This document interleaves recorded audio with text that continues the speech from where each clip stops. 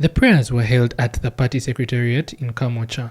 Various politicians who are members of the party attended. When the struggle is over, shall weather Ssegirinya and Ssewanyana were arrested last year in September over murder, attempted murder, as well as aiding and abetting terrorism charges.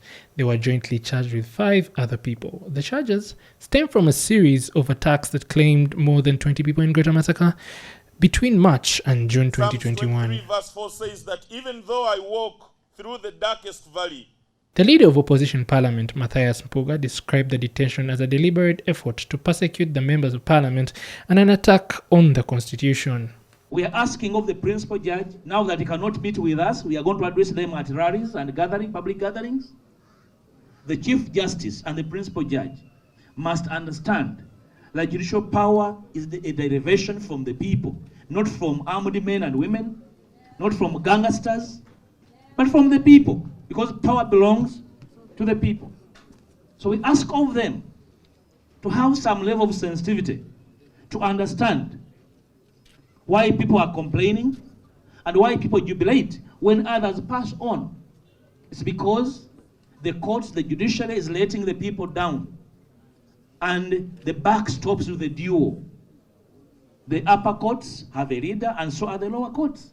Party spokesperson Joel Senyonyi castigated religious leaders who have decided to go silent as Ugandans are mistreated. We call on other religious leaders. These people come to your mosques, to your churches, talk to them. Tell them the word of God. Tell them about justice, about equity.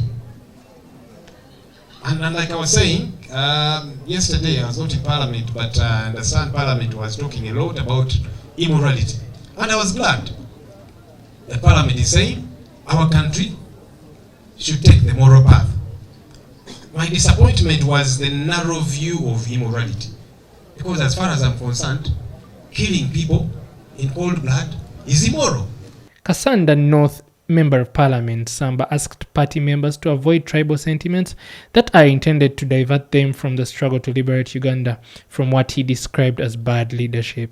We do not have space for tribalism. It's only the dictator that benefits from the tribal talk, because then he divides you along tribal lines. So Ugandans who mean well must ensure that our problem is not the tribes. Our problem is the Uganda we want. That's it. Previous attempts to secure bail for the MPs have been futile.